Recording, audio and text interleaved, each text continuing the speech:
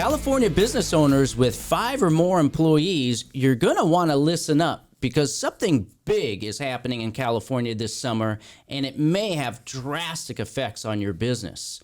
Welcome to Quiver Financial News. I'm Colby McFadden, and I'm joined by my esteemed colleagues, Justin Singletary, Patrick Moorhead. Gentlemen, welcome. Let's not delay and let's dig right into the bottom line of these new state mandates that the state of California is putting on small businesses and their retirement plans.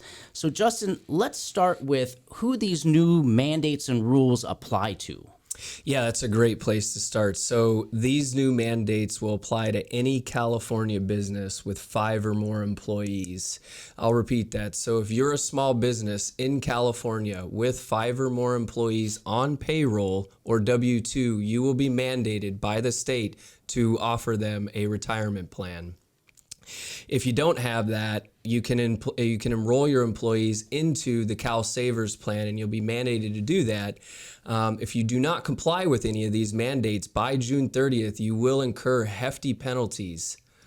Wow. Okay, wait. So let me get this. All right. So if I'm a small business owner, let's say I own a restaurant, I have a plumbing business, and I have 5 or 6 or 7 or 10 employees, then now the state of California is telling me that I have to, one, offer my employees a retirement plan that has a auto-enroll feature, okay?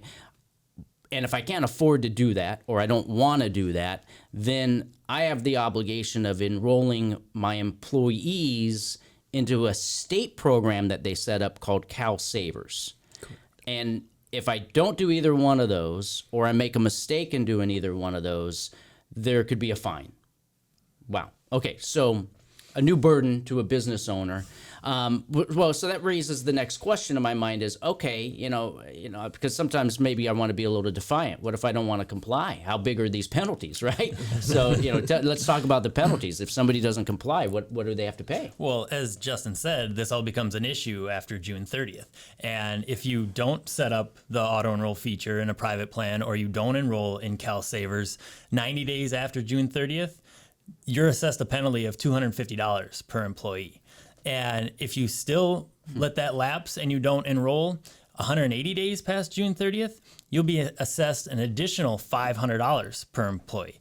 So let's put that into perspective. And Colby, let's say that Quiver had 15 employees.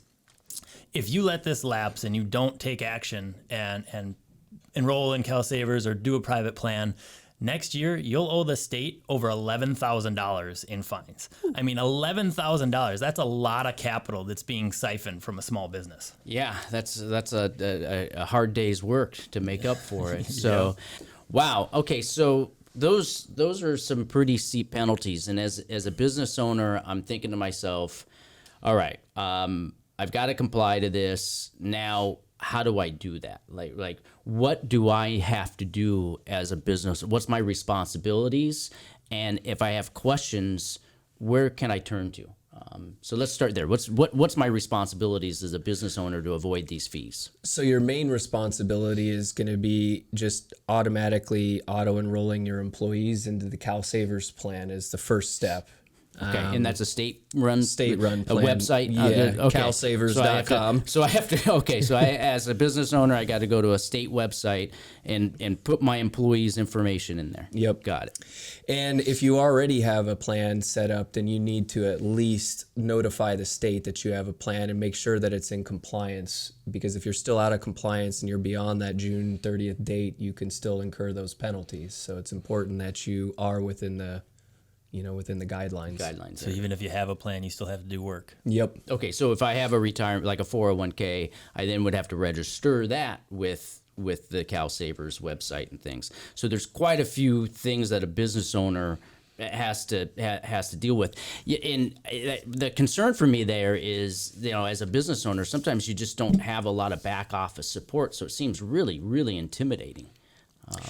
Yeah, you're right, and it can seem intimidating. There's a lot of things that are going on, and they make it, very exaggerated about the information. Yeah. I mean, like, where do people go? I mean, like, that would be my question as a business owner. It's like, okay, great, I got to comply with this, but now where do I get my questions answered?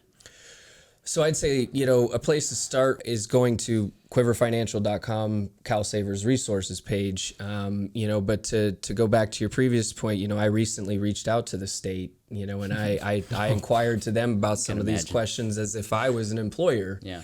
And most of them couldn't really answer any of my questions. Everything that they gathered was off of their website, which I was already looking at. Yeah. All right. So you called the state, tried to get some questions answered.